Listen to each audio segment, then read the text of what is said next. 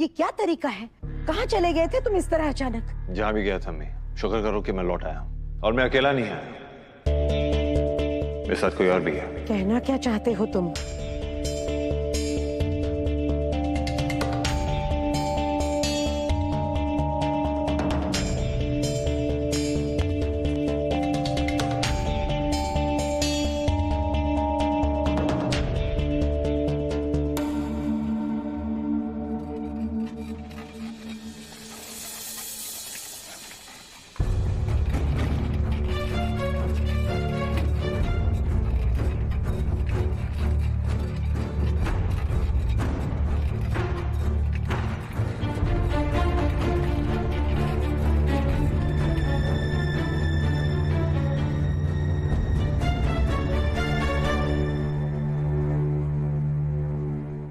इसे यहाँ क्यों लाए हो हैदू? ले जाओ इसे यहाँ से। इसके लिए मेरे घर में कोई जगह नहीं है। कैसी बातें कर रही हैं मम्मी? आप इतनी पत्थर दिल कैसे हो सकती हैं? अभी मैं इसे अस्पताल से लेकर आ रहा हूँ। ऐसी हालत में ये कहाँ जाएगा, कहाँ रहेगा? जाए उस दुआ के घर। नमक हरामों के लिए मेरे घर में कोई जगह नहीं है।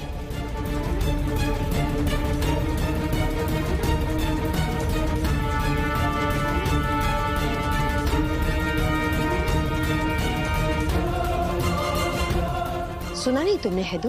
मैंने कहा ना, इसे यहाँ से ले जाओ। कहाँ ले जाऊंगी? ये घर रवि का भी है।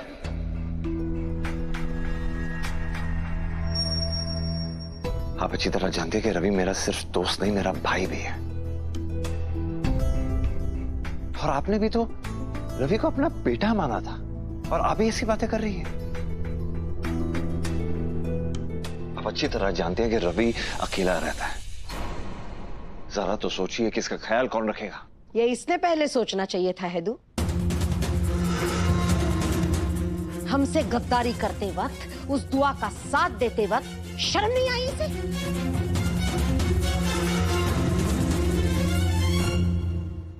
इसके लिए मेरे घर में कोई जगह नहीं है। हिना, इतना सख्त रवैया भी ठीक नहीं होता। कुछ दिन की तो बात है, और फिर रवि इस घर का बच्चा भी है। माफ कीजिए राहत साहब, आप इस मामले में नहीं बोले तो बेहतर होगा। वैसे भी आपको इंसानों की परख जरा भी नहीं है।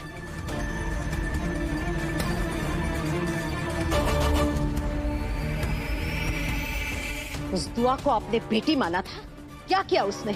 हमारे खानदान को तबाह कर दिया।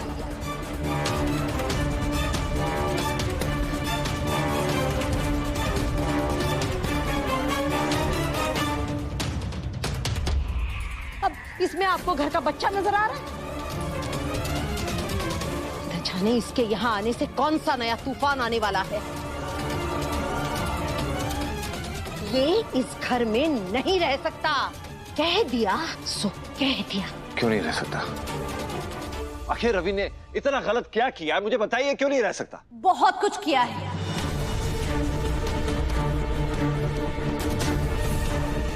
अम्मी बिल्कुल ठीक कह रही है। ये यहाँ पर नहीं रहेगा।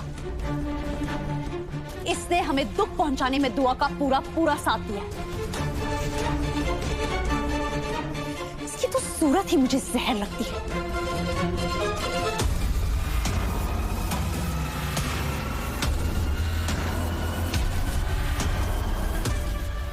काम करता है दुकान पर और टांग अड़ाता है घर के मामलात में। तनख्वाह लेता है आपसे और मुंहजोरी भी आप ही से करता है। आप पता नहीं इसे कैसे बर्दाश्त करते हैं हैदर।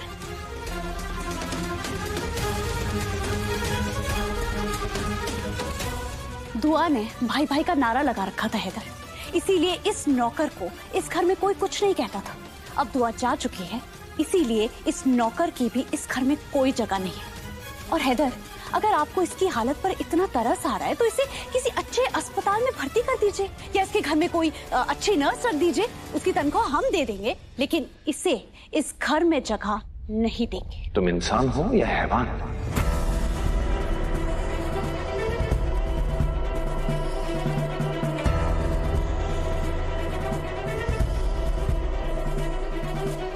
कितनी बार मैं समझा समझा के थक गया तुम्हें कि रवि की बेइज्जती मैं बर्दाश्त नहीं कर सकता, लेकिन तुम्हें यह बात समझ नहीं आती। और तुम होती कौन हो मुझे इजाजत देने के लिए कि रवि कहां रहेगा और कहां नहीं? रवि कोई नौकर नहीं है, मेरा दोस्त, मेरा भाई भी है। हर दुख तकलीफ में उसने मेरा साथ दिया, जो मेरा साथ देता है मैं उसका साथ कभी नहीं छोड़ता कज़ा। और इस हालत में मैं रवि का साथ छोड़ने वाला हूं नहीं।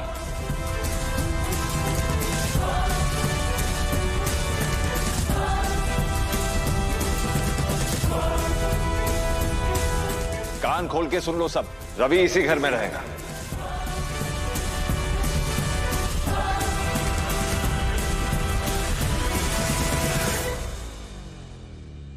चलो रवि। नरमदिली दिखाना बंद कीजिए हैदर।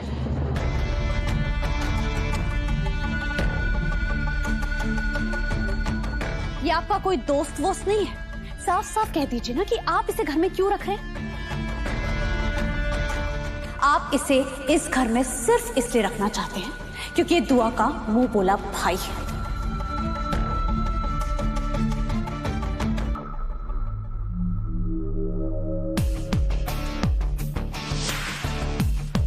बहाने मत बनाइए हैदर, सबको सच सच बता दीजिए कि आप दुआ से आज भी मोहब्बत करते हैं।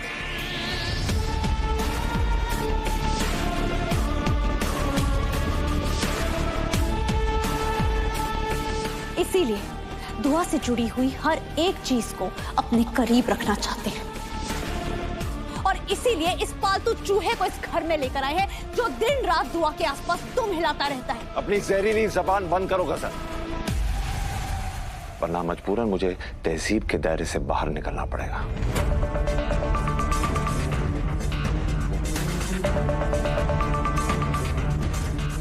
अरे क्या मोहब्बत मोहब्बत लगा के रखी हुई है तुमने? अरे बार बार कह चुका हूं मैं दुआ से मोहब्बत नहीं करता, मतलब नहीं करता। और बार बार मुझे दुआ की याद दिलाती रही ना, कहीं ऐसा ना हो जाए गज़ल कि दोबारा मैं दुआ से मोहब्बत करने लग जाऊं।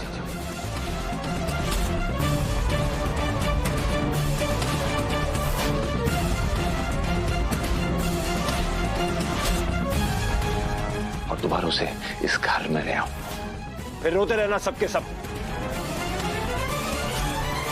आप दोबारा मोहब्बत तब करेंगे ना हैदर जब आप पहली मोहब्बत भूलेंगे। आप आज भी दुआ से मोहब्बत करते हैं, आप आज भी उसका प्यार नहीं भूले हैं हैदर, आज भी उसकी मोहब्बत के लिए तड़पते हैं। आप ना आज उसे भूलना चाहते हैं और ना ही आप आज मुझे अपनाना चाहते हैं हैदर।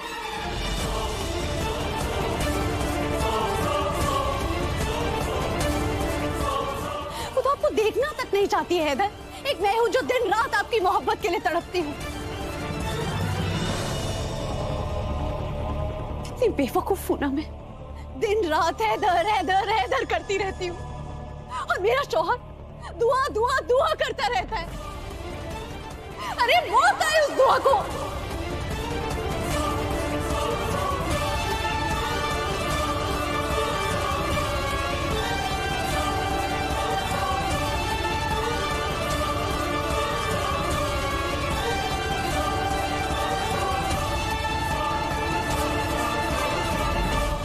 दुआ को अगर मौत भी आ गई ना तो वो हमेशा जिंदा रहेगी।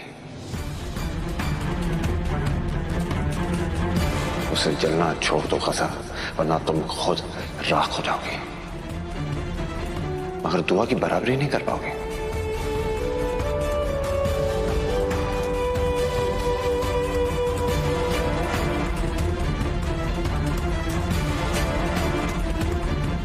अरे उसमें और तुम्हें जमीन आसमान का फर्क है।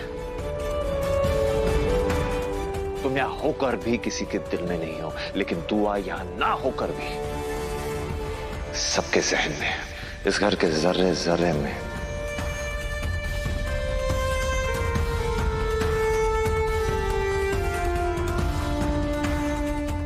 दुआ इसलिए अजीम नहीं है क्योंकि उसे मुझसे मोहब्बत है, बल्कि दुआ इसलिए खास है क्योंकि मुझसे जुड़े हर शख्स से वो मोहब्बत करती है।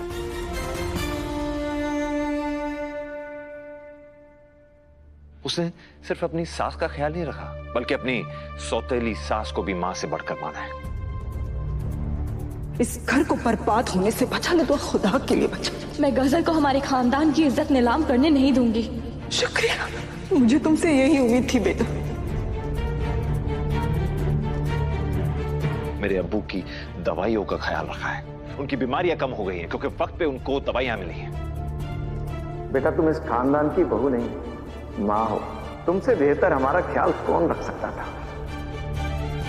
और दादी अम्मी को बच्चों की तरह संभाला है। अरे आप ऐसे क्यों कर रहे हैं?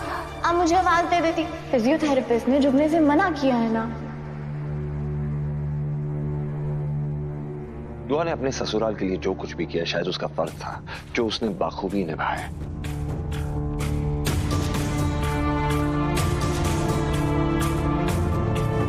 लेकिन रवि का ख्याल रखना उसका फर्ज नहीं था।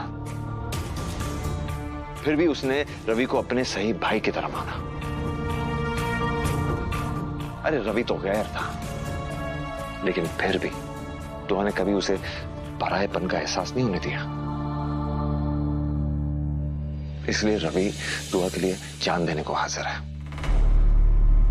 इस घर में सिर्फ रवि है जिसने दुआ की तरफ हक अदा किया है। वरना कुछ नाशुक्रे इस घर में ऐसे हैं जिन्होंने दिन रात दुआ से खिदमत कराई और वक्त आने पर अपना चेहरा बदल दिया।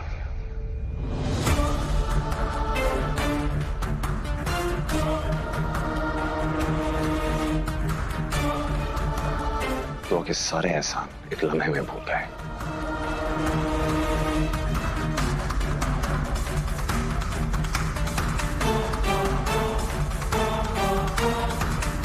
हाँ तो हैदर, उससे ये सब इसलिए किया है क्योंकि बस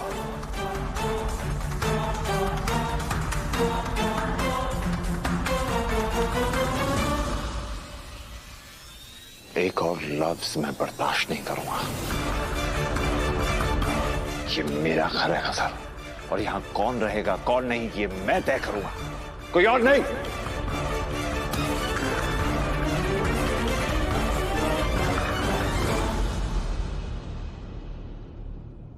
और जब तक रवि पूरी तरह ठीक नहीं हो जाता वो इधर ही रहेगा। और कान खोल के सुन लीजिए सब लोग, अगर रवि के साथ किसी ने बदसलूकी की, उसे बेइज्जत करने की कोशिश की, तो मुझसे बुरा कोई नहीं होगा।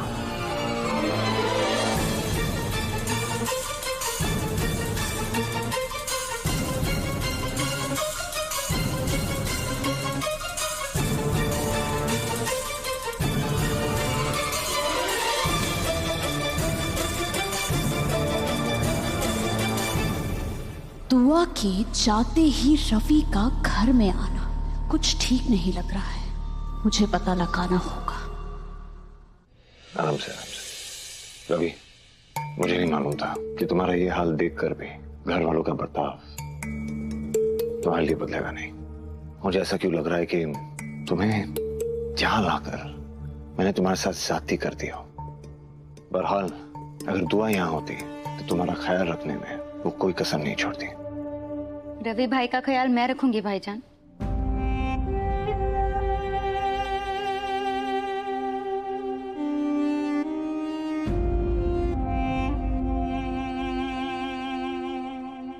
भाभी नहीं है तो क्या हुआ, इनकी दूसरी बहन तो है ना। आप बेफिक्र होकर ऑफिस जाइए। वैसे भी रवि भाई इस हालत में आपका साथ तो नहीं दे पाएंगे और आपका काम ना और भी बढ़ने वाला है। तो आप अपना दिल और मन काम में लगाइए।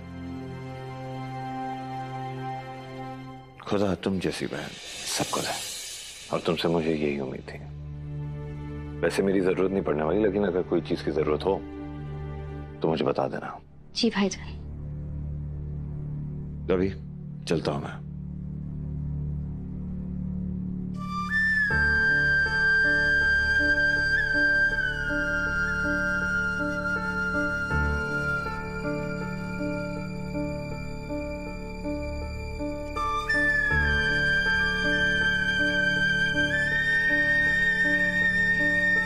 क्या हुआ रवि भाई, आप रो क्यों रहे हैं? तुम्हें देखकर भाभी की याद आ गई कायनात।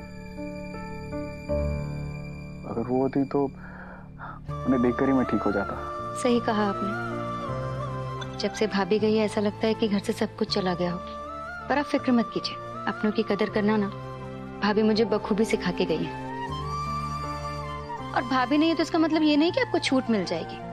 आपको टाइम पे खाना भी खाना होगा और दवाइयां भी टाइम पे लेनी होगी। क्योंकि इस मामले में ना मैं दुआ भाभी से थोड़ी सी ज्यादा स्ट्रिक्ट हूँ। समझ गया अम्मा, समझ गया। अम्मा नहीं, दादी अम्मा कहिए।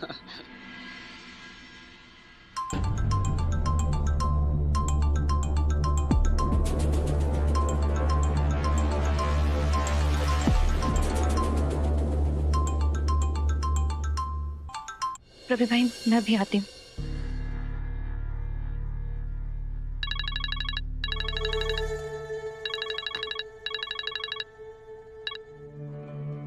हेलो भाभी, प्लान का पहला स्टेप कामयाब हो गया।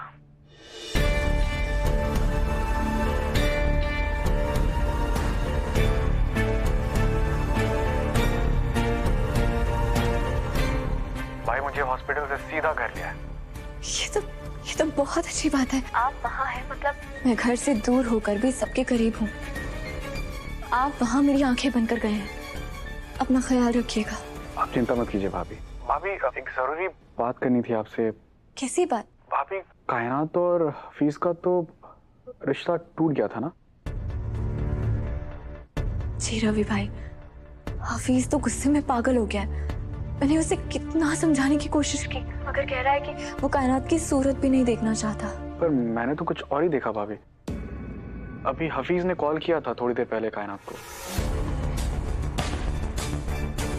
क्या सच बोल रहे हैं आप? ये तो बहुत अच्छी खबर दी आपने। हफीज ने कायनात को फोन किया, मतलब दोनों का झगड़ा खत्म हो गया। पर भाभी मुझे कुछ ठीक नहीं लगा। जब हफीज का कॉल आया था, कायनात के चेहरे पे एक अलग ही भाव उभर आए थे। ऐसा लग रहा था जैसे कायनात कोई बहुत बड़ी बात छुपा रही हो भाभी। हाफिज और कायनात का झगड़ा खत्म हो गया, इतनी बड़ी बात हाफिज ने आपको नहीं बताई। आपको कुछ अजीब नहीं लग रहा? अम्मी, आज खुद पे गुस्सा आ रहा है मुझको कि मेरे कायनात से मोहब्बत की। वो भी ऐसी ही होगी। भाड़ में गई कायनात और भाड़ में गई उसकी मोहब्बत। वो मेरी बीवी कभी नहीं बन सकती। आप उन दोनों की फिक्र बिल्कुल मत कीजिए। दोनों हालात के मारे हैं, बेचारे समझ ही नहीं पा रहे हैं कि उन्हें क्या करना चाहिए। मगर आप मत भूलिएगा कि आप वहाँ क्या करने गए हैं। जी भाभी। और संभल के रहिएगा, बच के रहिएगा, खास करके उस गसल से। आपको घर से बाहर निकालने के लिए वो जरूर कोई ना कोई साजिश करने वाली होगी। दुआ का इस घर से जाना, अगले दिन उस चमचे रवि का इस घर में आ जाना। अम्मी, ये महज इत्तेफाक नहीं है अम्मी। पहेलियां क्यों बुझा रही हो? कहना क्या चाहती हो? साफ अल्फाजों में बोलो ना। यही अम्मी कि वो रवि हम सबको बेवकूफ बना रहा है। उसका कोई एक्सीडेंट नहीं हुआ है। उसे दुआ ने इस घर में भेजा है ताकि उसे इस घर की सारी खबर दे सके। वो अपने जख्म ठीक करने के लिए इस घर में नहीं आया अम्मी, वो हम सब पर नजर रखने के लिए इस घर में आया है। वो डायन दुआ हमें चैन से जीने क्यों नहीं देती? खुद की दाल नहीं गली तो अपने मुखबिर को भेज दिया यहाँ पर। अम्मी, हल बताइए, हल। इस मसले का एक ही हल नजर आता है मुझे। क्या क्या अम्मी? अपने और हैदू के रिश्ते को पुख्ता करो तुम। जब तक तुम दोनों के बीच औलाद का रिश्ता नहीं पैदा होता, तब तक ये दूरियां ऐसे ही बरकरार रहेंगी। बल्कि मुझे डर है ये दूरियां बढ़ भी सकती है और खतरा सर पे मंडराता रहेगा, वो अलग।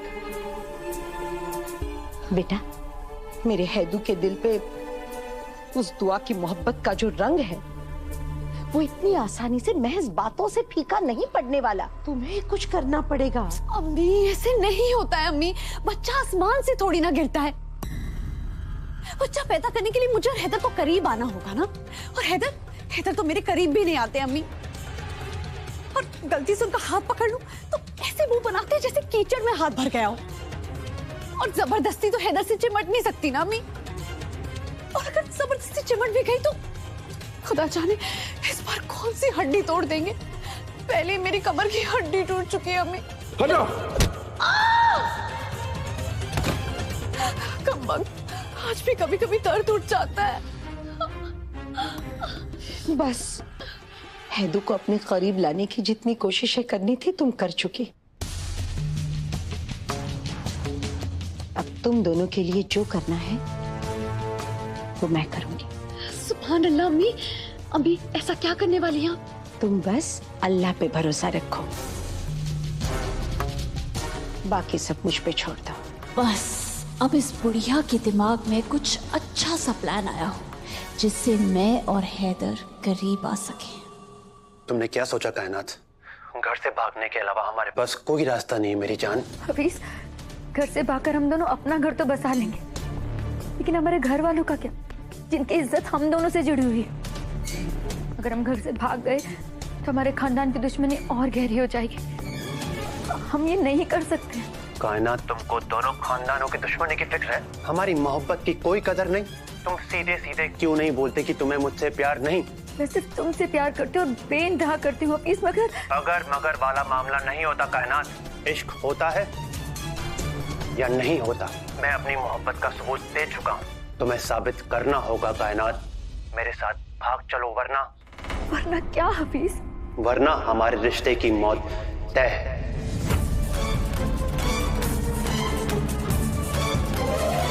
जिसे हम अंजाम नहीं दे सकते, उस अफसाने को बेवजह जारी रख के कोई मतलब नहीं।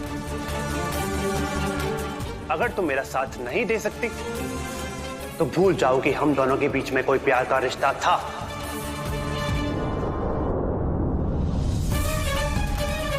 तुम्हारे पास कल तक का वक्त है। एक बार फिर सोच लो।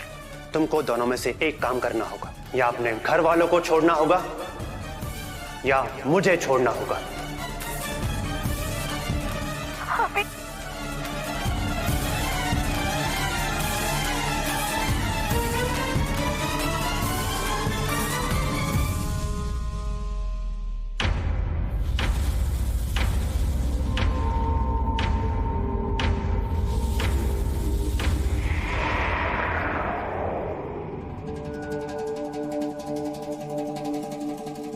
हफीज, क्या बात है? सब ठीक तो है? तुम इतने गुस्से में किससे बात कर रहे थे?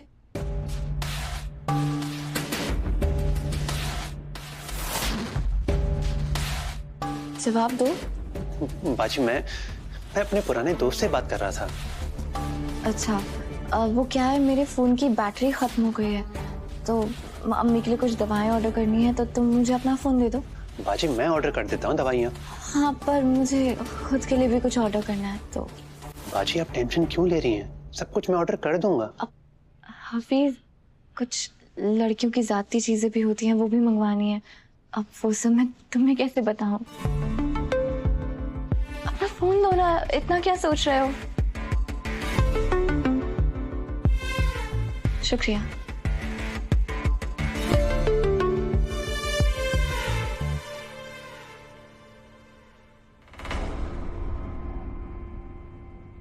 हफीज कायनात से बात कर रहा था, फिर हफीज ने मुझसे झूठ क्यों बोला? क्या चल रहा है दोनों के बीच?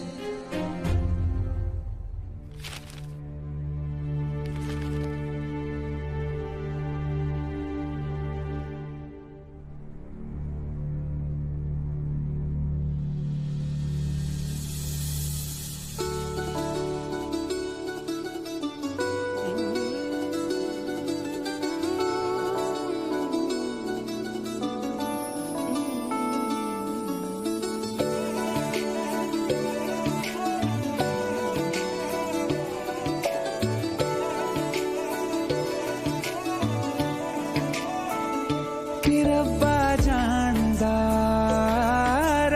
जानदा तैनू कितनी मोहब्बत दिल करदा, रब्बा जानदा तैनू कितनी मोहब्बत दिल करदा।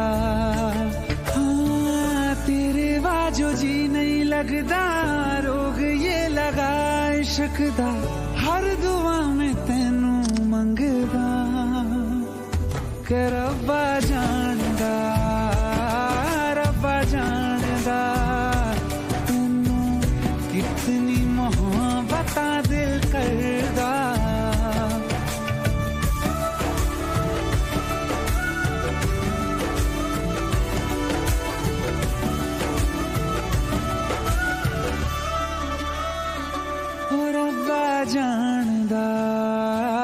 रब्बा जानदा तैनू कितनी मोहब्बत दिल करदा।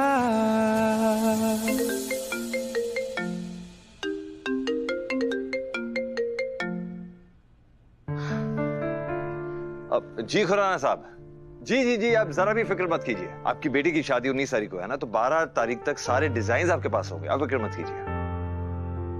जी जी जी, बिल्कुल बिल्कुल, सारे डिजाइन्स दुआ हैदर के ही होंगे, आप फिक्र मत कीजिए, ठीक है?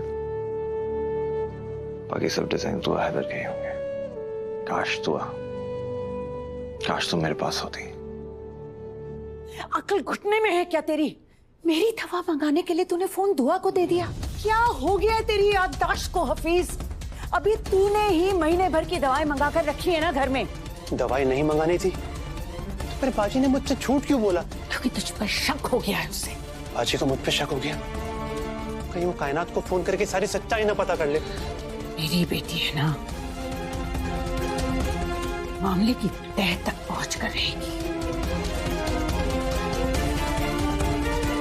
बहुत जल्द दुआ को हमारे मंसूबों के बारे में पता चल जाएगा हाफिज,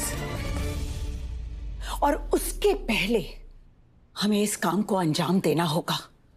अम्मी जैसा आप चाहती हैं वैसा ही होगा। अम्मी और हफीज किस मंसूबे के बारे में बात कर रहे थे? आखिर दोनों करना क्या चाहते हैं?